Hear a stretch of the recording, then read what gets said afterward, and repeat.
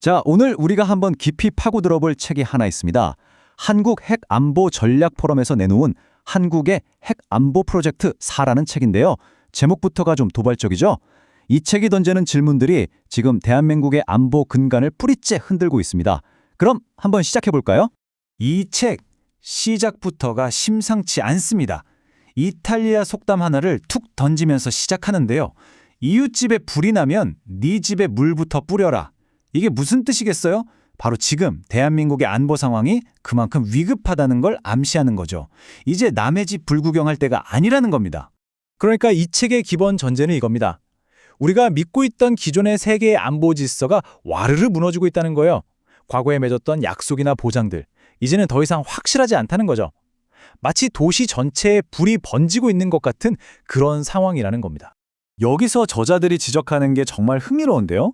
지금 보시는 이 위기들이요, 그냥 따로따로 일어나는 사건들이 아니라는 겁니다. 러시아 우크라이나 전쟁부터 대만 해협의 긴장까지 이 모든 게 연결돼 있고 결국 국제 시스템이 더는 우리 안보를 지켜줄 수 없다는 아주 강력한 증거라고 분석하고 있어요. 자, 그래서 핵심이 뭐냐? 이 모든 전지구적인 위기들이 이제 한반도에 직접적이고 아주 위험한 영향을 미치고 있다는 겁니다. 책은 단호하게 말해요. 이웃집의 불이 이제 우리 집 문 앞까지 번졌다고 말이죠. 아주 강력한 경고인 셈입니다.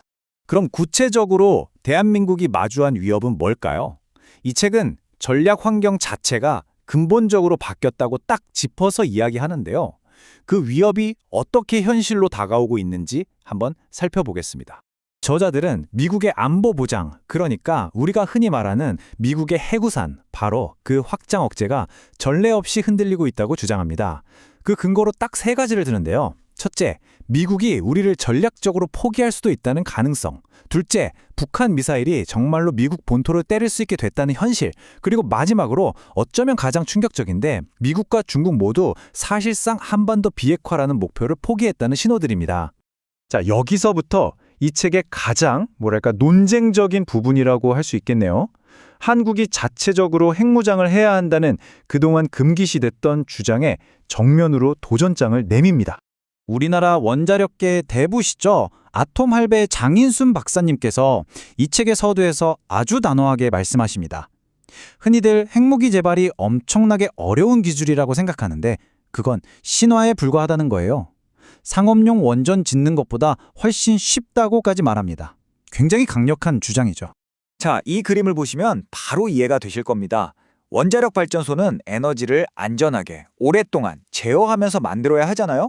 그래서 부품도 100만 개 이상 필요하고 아주 복잡합니다.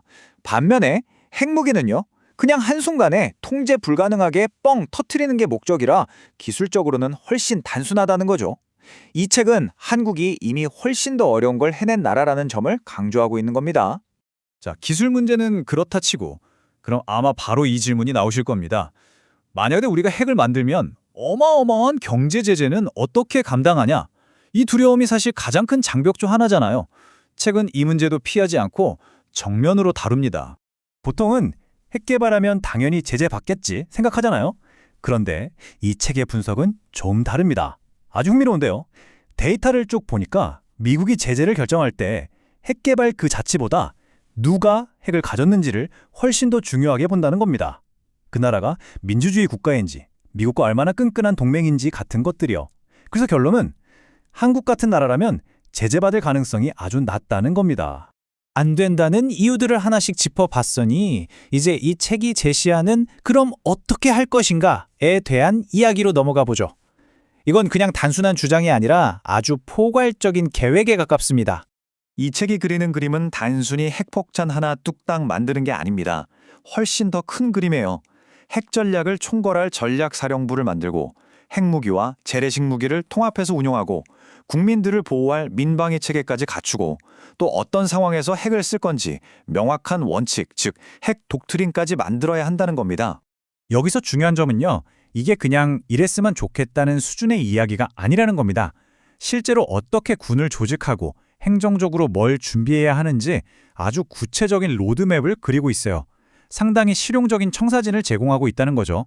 자, 이제 이 책이 던지는 마지막 그리고 가장 근본적인 질문으로 가보겠습니다. 진짜 어려운 건 기술이나 경제 문제가 아니라고 이 책은 말합니다. 진짜 도전은 바로 정치에 있다는 거죠. 이 책의 모든 내용을 단 한 문장으로 요약한다면 바로 이겁니다. 핵무장은 기술의 문제가 아니라 정치적 리더십의 문제다. 결국 이건 기술이나 돈의 문제가 아니라 국가 지도부가 어떤 결단을 내리느냐의 문제라는 겁니다. 그래서 이 책은 우리 모두에게 묻고 있는 겁니다. 이렇게 세상이 변하고 새로운 위협이 코앞에 닥쳤는데 진짜 위험한 건 과감하게 행동하는 걸까요? 아니면 아무것도 하지 않고 가만히 있는 걸까요? 이 책이 던지는 이 딜레마 한번 깊이 생각해 볼 만한 질문인 것 같습니다.